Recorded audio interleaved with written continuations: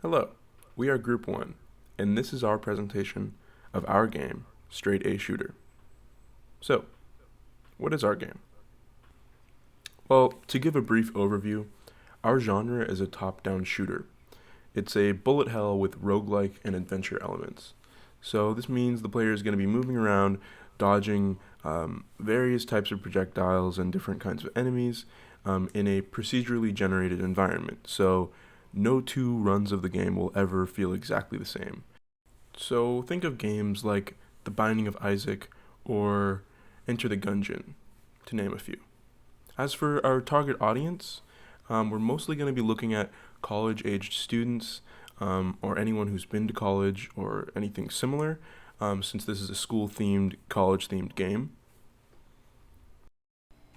Moving on to the story of our game, you play as a stressed out college student who is just trying to finish their last class in order to graduate.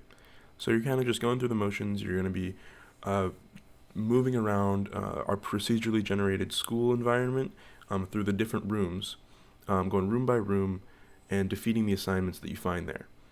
Now, defeating these assignments is going to allow the player to raise their skills and abilities, which will then, in turn, make them more prepared to take on their final and defeat their exam.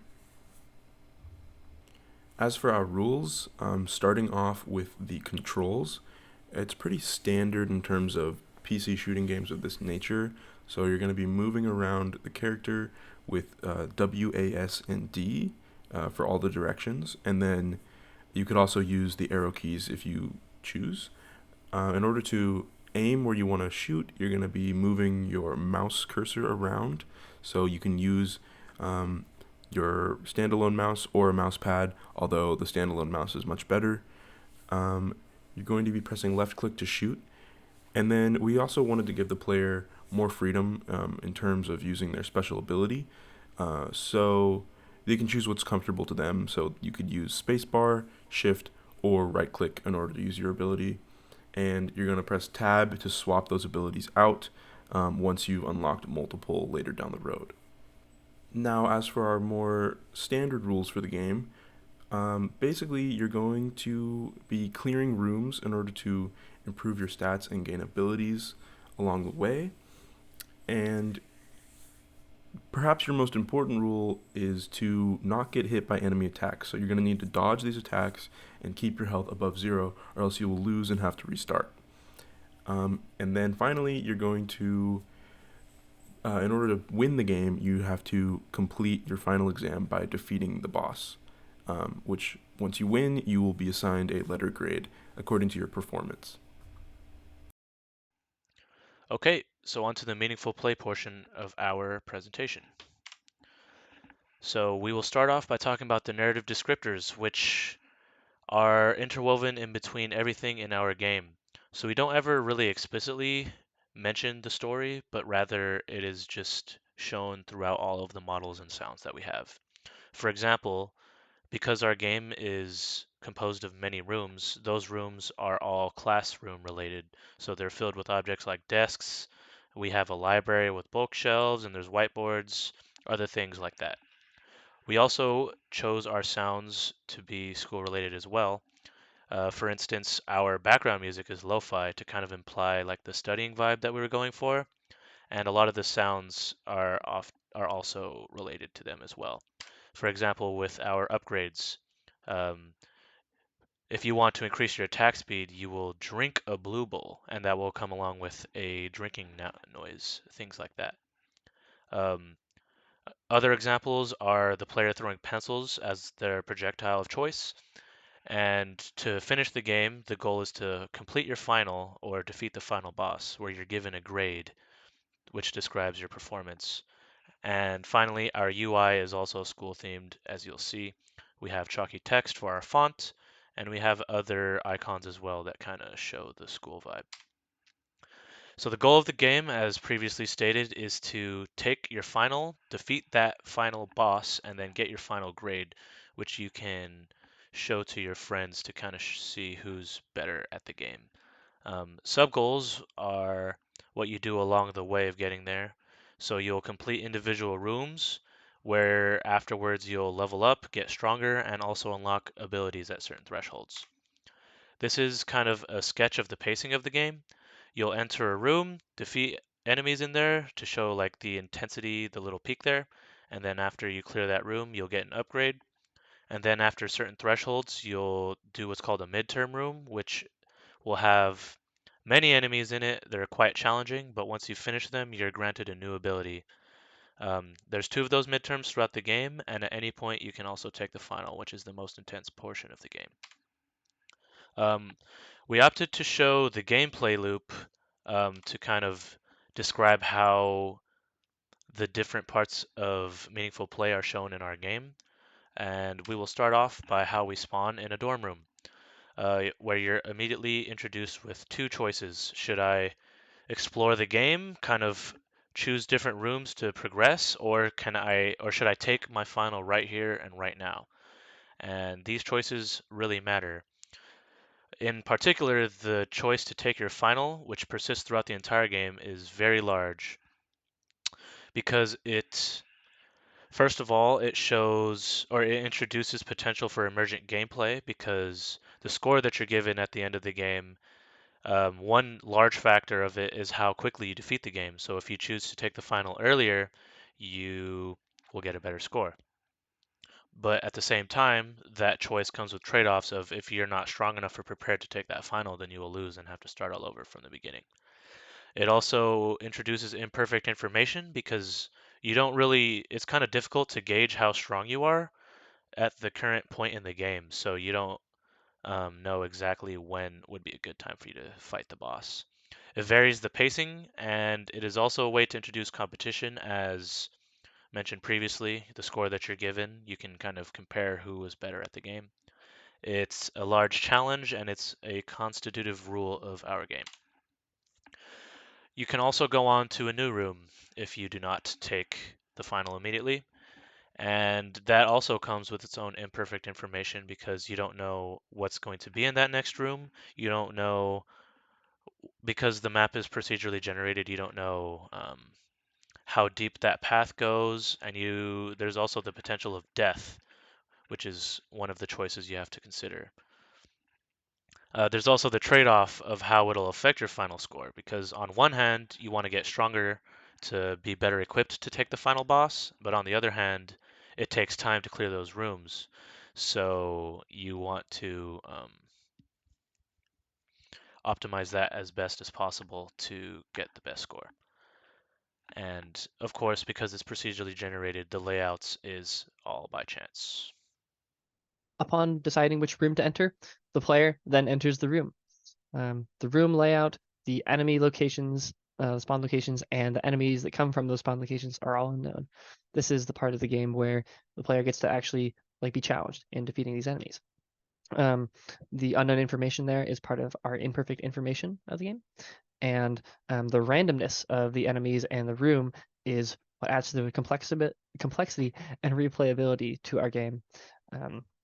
Each room is going to have that uniqueness to it because of all this randomness, and each experience in these rooms is going to be different, which is cool.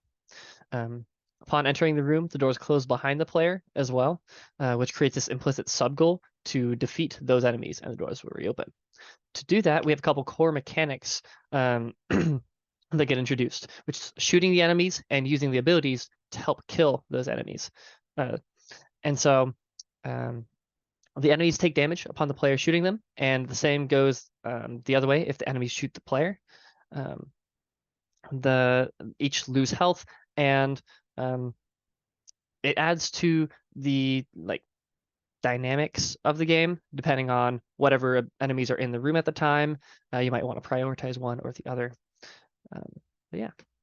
So after defeating all of the enemies, all the doors are removed, which satisfies that implicit sub goal from earlier, and is a reward of access. It gives the player a choice for deciding which direction to go, and most importantly, gives the player a break from the intense action that was just happening. Each room is going to have that slope on the slope, and after clearing the room, it's going to drop down. Upon that happening, an upgrade spawns and gives the player even more time to relax a little bit, because the upgrade, upon collecting it, pauses the timer, and then the player gets to make a choice. Um, a, a lot of the game can branch from this point on, because each choice that you make with these upgrades can turn into a vastly different game based on like what upgrades you have. And so it adds to your stats, indicating that positive feedback loop, makes it easier to win the game. And yeah. So in addition to the normal rooms that we also have midterms. They are harder versions of rooms that, upon completion, reward a power up, which is an ability, I guess. So they're harder, which means that slope is going up, but upon getting that reward from the room, that reward of glory, faculty, it's great. It helps you in the future, especially against the boss when that comes up later. And speaking of the boss, it's our final exam. So it is the ultimate goal of the game, the thing we're all looking forward to, and it is the very peak of that pacing schedule.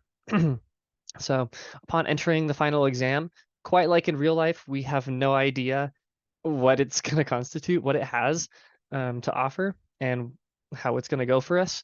That's why it's important to prep for it. That's what this game is really about.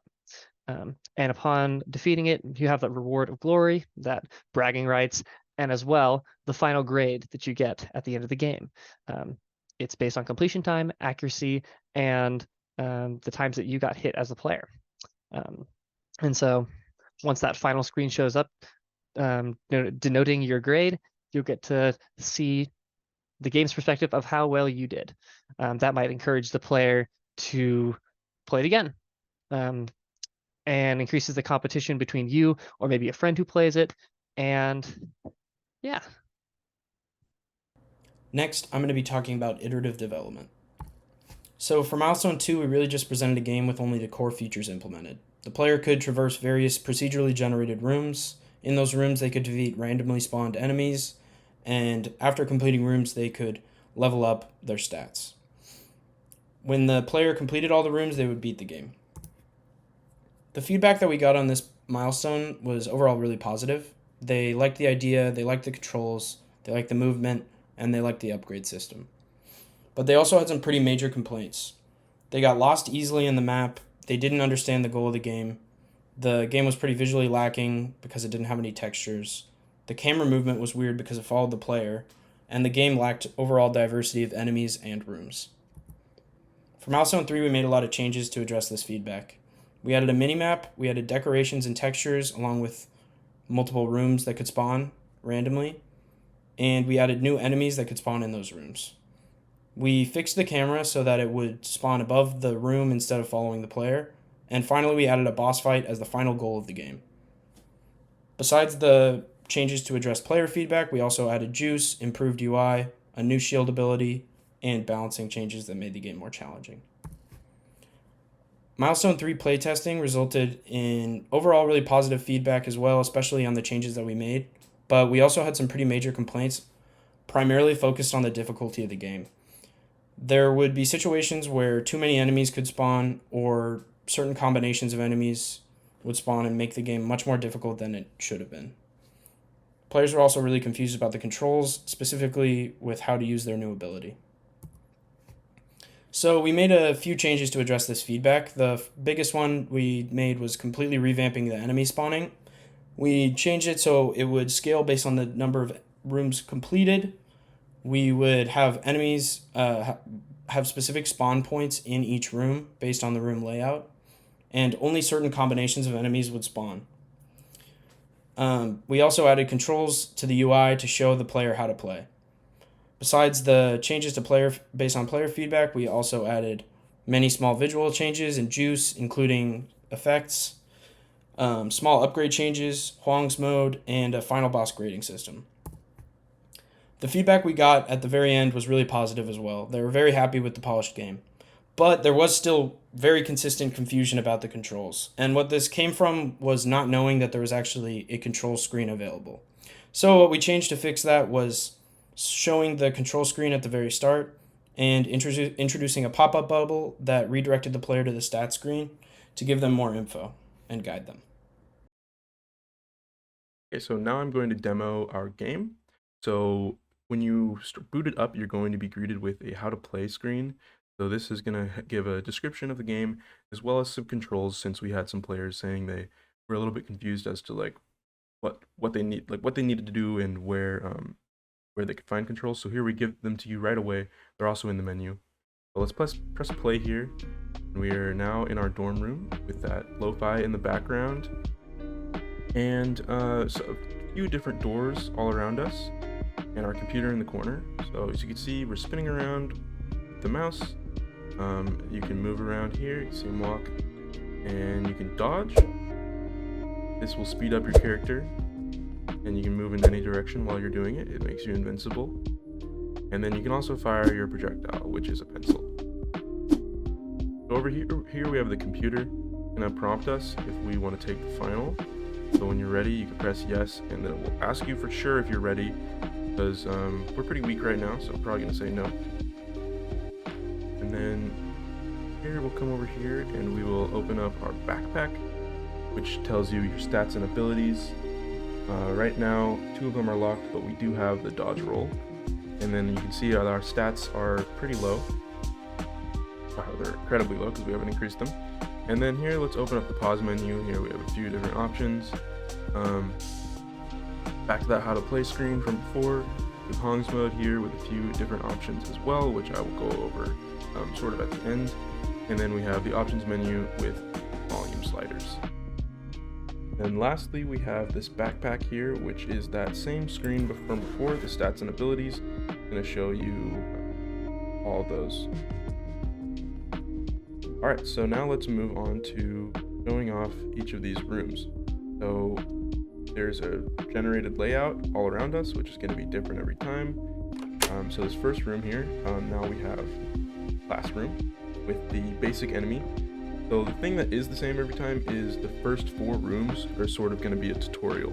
So they show you the 4 different enemy types that we have, and you can kind of learn how to deal with them when it's just them. So this is like our basic shooter strafer guy. So he's going to go back and forth and fire projectiles at you. You can use desks to sort of block him. They also block your shots. Here, let's beat him real quick. Alright, so now there's this light bulb in the middle. So let's go pick that up, see what happens. Alright, so now we're prompted to take a break, and you can sort of choose from these 3 different stat upgrades, or you can heal yourself. Now there's a bit of a trade-off here, because if you heal, then you won't be able to increase your stats for this room. So you might feel a little more underpowered, but that also could save you from a sticky situation. So for now, since I'm not hurt, I'm just going to do my damage. Now if we open the backpack here, you can see our damage did go up. Alright, so let's go into the second room here, and we're greeted with the burst enemy. So he's going to be firing projectiles all around him. Take care of him real quick. Alright, now again, we can upgrade our stats. Let's do fire radius. Okay, so now we have this guy. He is the melee enemy. He's gonna follow you around and try to hit you. So I'm gonna let him hit me. Alright, so there's a hit effect, and a noise, and our health went down. Let's defeat him. Now here's where, if I hadn't opened up my backpack or anything, I'd find out. Okay, I can click here, check on my stats and abilities. That's me from before, my fire and my damage are up. Alright, let's do defense this time.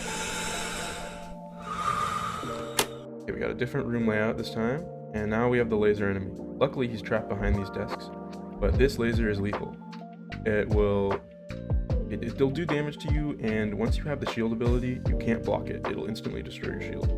So let's just try to destroy him. Let's dodge roll through that.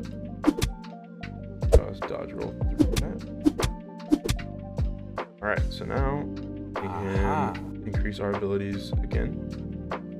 Damage again. make things easier for us. Okay, so we've defeated the first 4 enemies. Now we're gonna get random enemies, and we're gonna get 2 because it's the first wave, so it's supposed to be a bit easier. This enemy amount will increase once we beat the first midterm, and increase again once we beat the second midterm. Now I'm gonna kind of speed up here and just sort of play the game. So I'm gonna heal. We need to get to that first third threshold so that we can have a midterm. Aha. Here we go.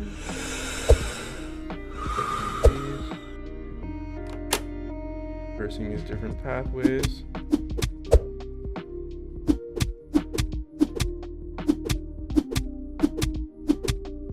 Aha. Now, see, I'm sort of at like a dead end here, and I just want to go back to the dorm. So I'm going to press that button here, and go back. Okay. Now, if I want to get a good score on the final, it's important that I don't get hit a lot. I also have a good accuracy in my shots. So all the shots I take, I want to make sure I can hit them. So yeah, let's keep on going. Yeah, you can see my stats keep increasing. See how quickly we can get to the first midterm.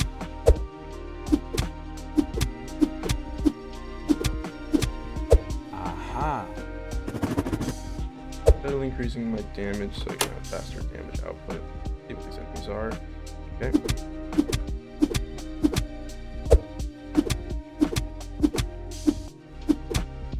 Aha. Yeah, I think we're getting pretty close to the midterm. Should be in the next couple rooms here.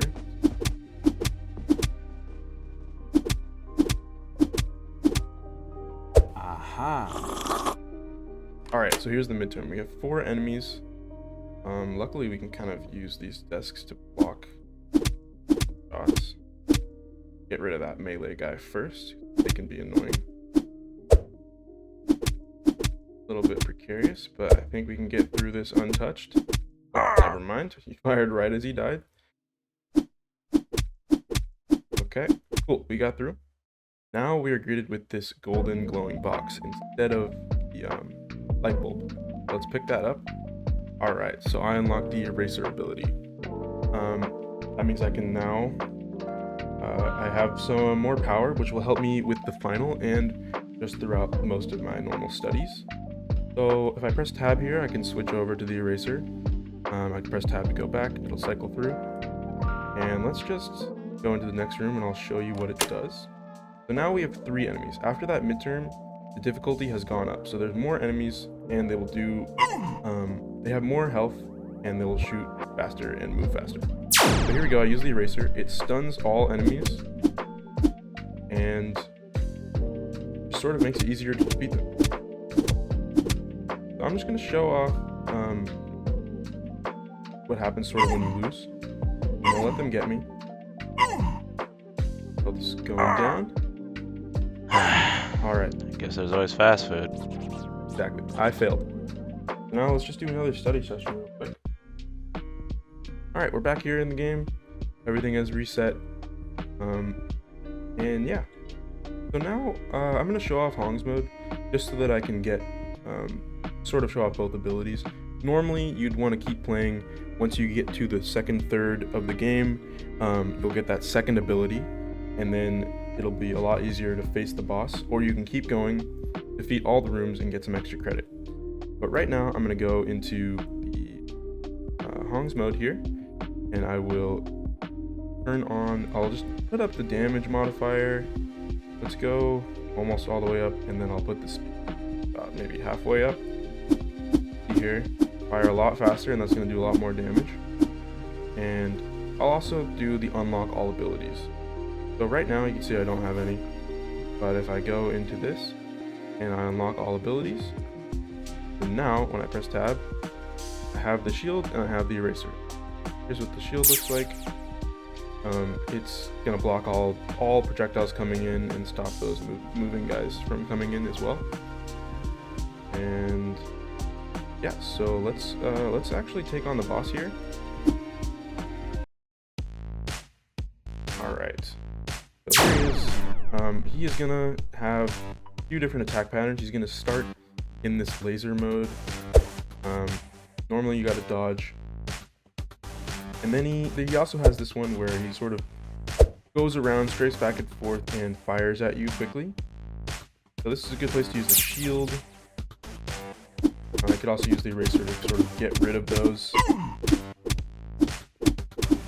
Alright, so here we go. We're just gonna beat him real quick because we have those upgrades. Let's do the eraser. Yeah, Hans Mo made that pretty easy. And we got a beat. So my accuracy was low. I was showing off shooting and honestly wasn't hitting all my targets. So that's pretty low. Hits taken is 2, so that's pretty good. And our time was below 5 minutes. So all that averaged out to a B. Normally, if you want an A, you're going to need to basically get hit only a couple times. You're going to need your accuracy in the 90s. And your time is going to want to be below 5 minutes or maybe slightly above 5 minutes. Yeah, so let's just restart here. Do another study session. And we could do this endlessly. Maybe I want to build out really high health. So every time I'm going to increase my defense modifier instead and not worry about damage because I want to survive a lot, and I've realized that that's how I want to play it. Yeah, there's a lot of different options. You can go all these different ways. And yeah, that's pretty much our game. We're really happy with the way it turned out, and we thank you for watching.